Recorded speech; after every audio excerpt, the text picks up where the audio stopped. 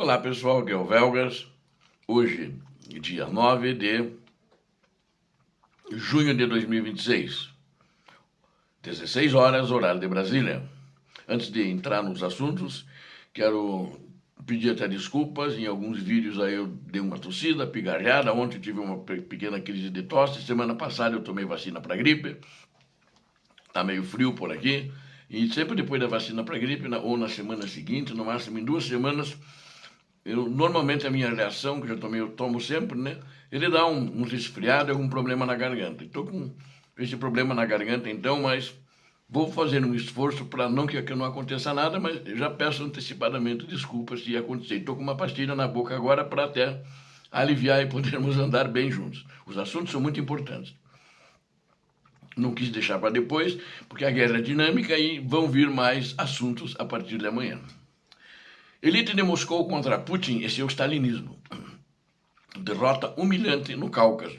Uma derrota geopolítica, que isso significa a queda do império do Kremlin, ou seja, União Soviética, só dentro da Federação Russa, onde Putin manda. Fora dali, não vai voltar. A engrenagem do Kremlin começou a rachar por dentro e a própria elite russa já demonstra pânico público diante do colapso econômico provocado pela guerra fracassada de Vladimir Putin. Grandes empresários e aliados políticos do ditador, aliados de Moscou, do Kremlin, alertam para o retorno de práticas totalitárias da era soviética, que estão destruindo o futuro do país. Mas não só o futuro, estão destruindo o país hoje. Putin não deixará nenhum legado decente quando ele sair do poder. Para piorar o cenário do ditador, a Rússia sofreu uma derrota geopolítica humilhante ao ser expulsa definitivamente do Cáucaso do Sul, após a virada histórica na Armênia. Esse vídeo é muito interessante. Assista aqui a este relatório, a este episódio, a este vídeo, urgente para entender a desestruturação interna do regime de Vladimir Putin. Peço a todos que inscrevam-se no canal, inscrevam-se agora, peço a todos que deem um like, compartilhem e comentem agora mesmo. Faço sempre matérias, muitas vezes inéditas como essa, verdadeiras como essa, e gostaria que vocês que não são inscritos dessem a retribuição para mim se inscrevendo. Peço também a todos que deem um like e compartilhem. Eu conto com vocês e façam seus comentários, são muito bem-vindos. Muito obrigado. Vamos começar falando da rachadura na elite de Moscou e o pânico econômico. Membros da altíssima elite política e empresarial da Rússia quebraram o silêncio e demonstraram em público raros e graves sinais de profunda preocupação com o destino da nação. O movimento de contestação interna ocorreu em pleno Fórum Econômico Internacional de São Petersburgo, evento que o ditador Vladimir Putin usa atualmente como vitrine de propaganda positiva da Rússia. Durante os debates mais acalorados do fórum, magnatas e burocratas criticaram abertamente o aumento sufocante da intervenção estatal e a pressão esmagadora sobre as empresas privadas. Esses líderes alertaram que a economia da guerra imposta pelo Kremlin está sufocando o país e promovendo o retorno catastrófico de práticas econômicas falidas da era soviética. Ou seja, a era de Stalin, de Lenin, já chegou. É a realidade hoje na Rússia de um povo cuja maioria não viveu esse período, cuja maioria dos mais velhos, né, que tem hoje entre 50, 60, 65 anos, estava quando houve a ruptura da União Soviética, estava entre seus 20 anos, 30 anos no máximo. Então não conheceu a desgraça que foi aquela época. E não querem que isso volte. Vários aliados históricos do governo avisaram que a Rússia corre o risco real de liquidar sua própria capacidade de inovação, empreendedorismo e crescimento econômico sustentável. Entre as vozes dissidentes mais pesadas surgiu Igor Shuvalov, ex-primeiro-ministro de 59 anos e atual diretor da gigantesca Corporação Estatal de Desenvolvimento VEB.RF. Peço desculpa, sinceramente, mas isso é involuntário. Shuvalov declarou textualmente que a liderança tecnológica se baseia puramente na liberdade econômica e que as políticas negativas de controle total do Estado estão literalmente matando o mercado. O alto executivo expressou absoluto pavor diante das propostas do assessor presidencial Vladimir Medinsky, que deseja restaurar o sistema soviético de emprego obrigatório escolhido pelo governo. Ou seja, eles é um cara também já de idade parecida com Putin, eles são da era soviética, a formação deles é essa, KGBista, de repressão, né? Então eles querem que isso volte. Aí eles sentem-se confortáveis no poder. Outro ponto que gerou pânico na cúpula financeira foi a discussão entre legisladores para reinstalar o imposto sobre a ausência de filhos. Então quem não tem filho tem que pagar imposto. Uma política tirânica que existiu no regime do tirano, assassino Joseph Stalin.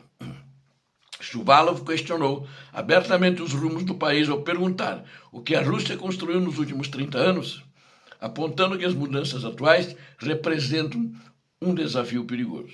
Acompanhando as críticas, Andrei Makarov, deputado do partido governista Rússia Unida e presidente da Comissão de Orçamento da Duma Estatal, atacou os órgãos de segurança da Rússia. Makarov denunciou a total falta de lei e a violência do sistema de segurança pública contra as empresas, afirmando que a perseguição policial não é o melhor cenário para o país. Esses depoimentos revelam que a elite russa está cada vez mais desiludida e frustrada com Vladimir Putin devido à campanha militar fracassada contra a Ucrânia e à consequente crise financeira que se instalou na Rússia. Fontes ligadas ao empresariado de Moscou e oficiais da inteligência ocidental descrevem Putin como um líder perigosamente isolado e cercado por subordinados que perderam totalmente a sua fé em sua gestão. Um grande líder empresarial russo confirmou de forma anônima que houve uma mudança profunda de humor nas elites e que todos compartilham a sensação de que uma catástrofe monumental está se aproximando. Isso no fórum promovido lá em São Petersburgo, que a Ucrânia deu um show de fogos de artifício, destruindo uma série de terminais no porto de São Petersburgo. Eles fizeram esse desabafo, é público, então foi vazado, a imprensa... Não é vazado, é público, né? Então isso não é vazado, a imprensa publicou, a imprensa europeia, está todo mundo publicando. Apesar do desespero silencioso de seus conselheiros, a obsessão de Vladimir Putin com a guerra na Ucrânia permanece absolutamente inalterada e sem qualquer espaço para a racionalidade. Duas fontes com acesso direto ao presidente revelaram que o ditador ordenou ao seu círculo íntimo a captura total da região de Donbass até o final do ano em curso, que ele está tentando há mais de 4 anos, indo para o 5º ano, e não consegue. O prazo era agora, para outono. O outono está indo, não tomaram. Aí ficou o prazo para o começo do verão, não conseguiram. E agora o prazo ficou para o final do ano, não vão conseguir.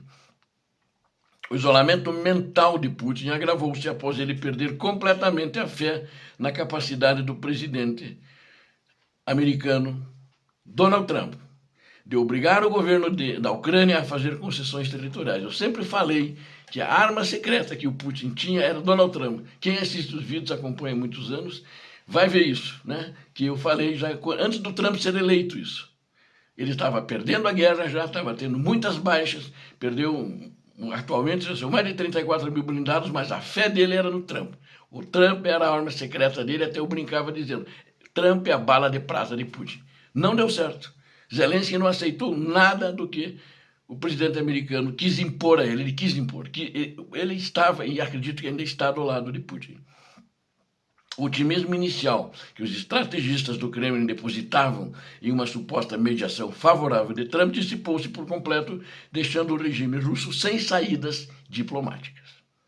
E a par disso, né, falamos do fórum, agora quero falar do desastre geopolítico da Rússia no Cáucaso. No Cáucaso, ali no sul do Cáucaso. O Cáucaso do Sul, mas o sul do Cáucaso. O governo de Vladimir Putin sofreu um golpe geopolítico devastador. irreversível na região do Cáucaso do Sul, resultando na expulsão da Rússia de mais uma área de influência histórica soviética. Justamente o que ele queria. Que ele ainda tinha influência agora, antes da guerra na Ucrânia. Perdeu agora e ele queria recuperar todo o espaço pós-soviético para ele ser o novo Stalin. E ele acha que vai ser o novo Stalin, não sei por quanto tempo, mas somente na Rússia.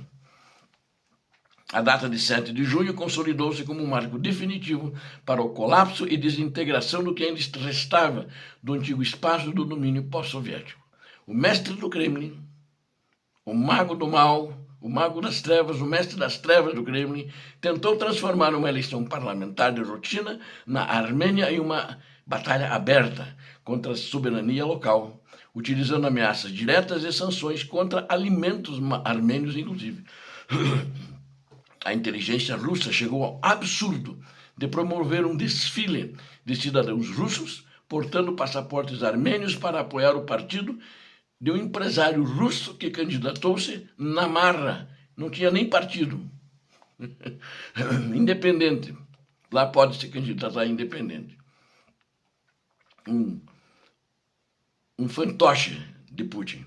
O renomado jornalista ucraniano Vitaly Pornikov, esse ucraniano, fiz questão de citar, que não tem nada a ver com esse fantoche, analisou o contexto histórico e que eu reproduzi aqui, como ele analisou. Ele explicou como o controle sobre o Cáucaso do Sul sempre foi uma obsessão de poder para o regime moscovita.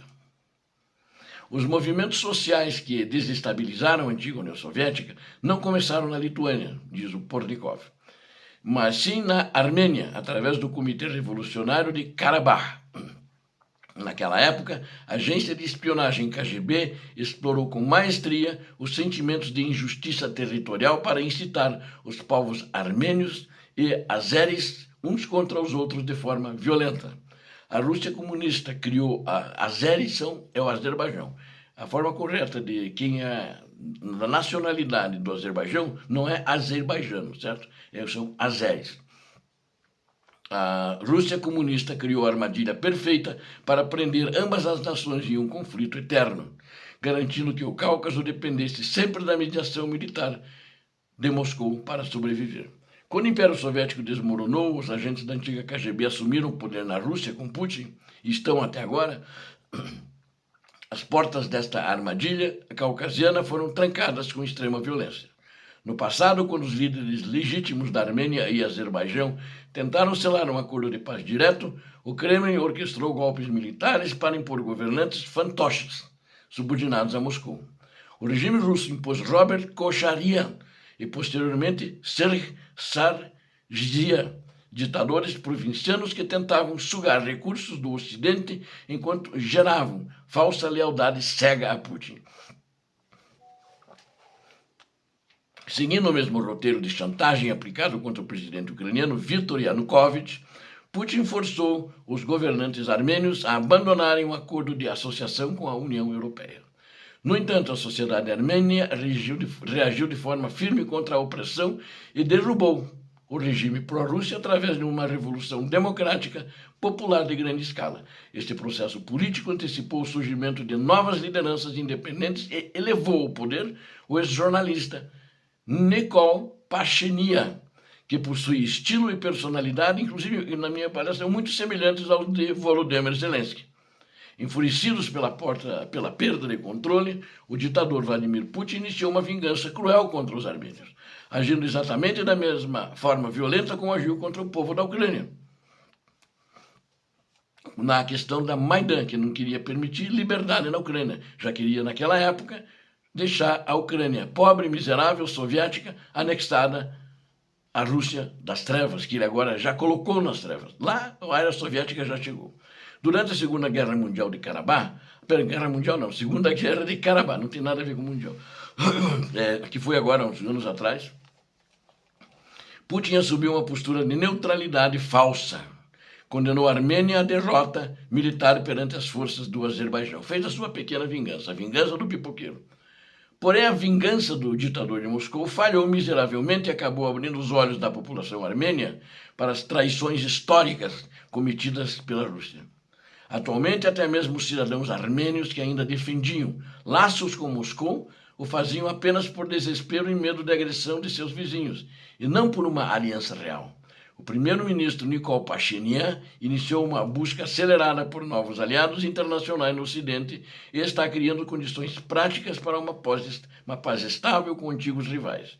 O principal instrumento de chantagem e manipulação que o Kremlin utilizava no Cáucaso era o controle territorial sobre Karabakh, que foi definitivamente devolvido ao Azerbaijão.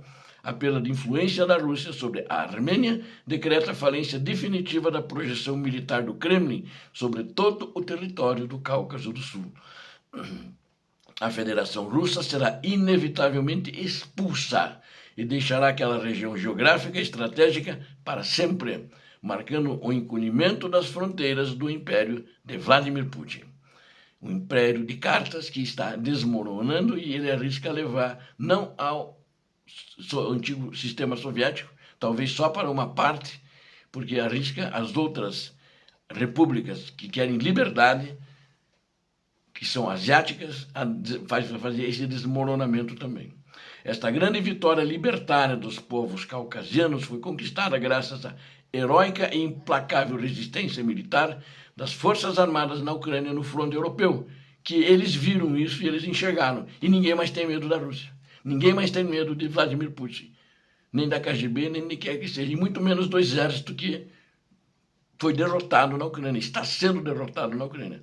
Se a Ucrânia não tivesse quebrado a espinha dorsal do exército russo, esgotados os recursos de Moscou, a ditadura de Vladimir Putin continuaria dominando o Cáucaso por muitas e muitas décadas. Para a gente concluir, o isolamento político de Vladimir Putin, as revoltas abertas dentro da elite de Moscou revelam que o colapso do regime russo é uma realidade em pleno andamento.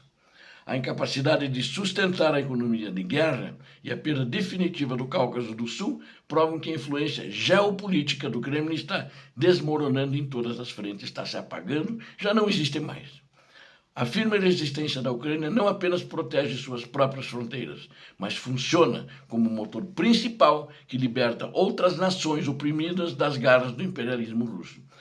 Acompanhe aqui conosco os próximos fatos, as próximas verdades que a gente fala aqui, as próximas análises, inclusive reproduzindo em opiniões de analistas muito críveis, analistas que têm conhecimentos sérios, que o mundo livre acredita. E ative as notificações, inscreva-se, ative as notificações, deixe o seu like, compartilhe e até a nossa próxima jornada amanhã. Conto com vocês. Peço a Deus que abençoe a todos vocês, a Deus que abençoe a Ucrânia, a Deus que abençoe o Brasil. Paz e bem, paz para toda a humanidade. Muito obrigado.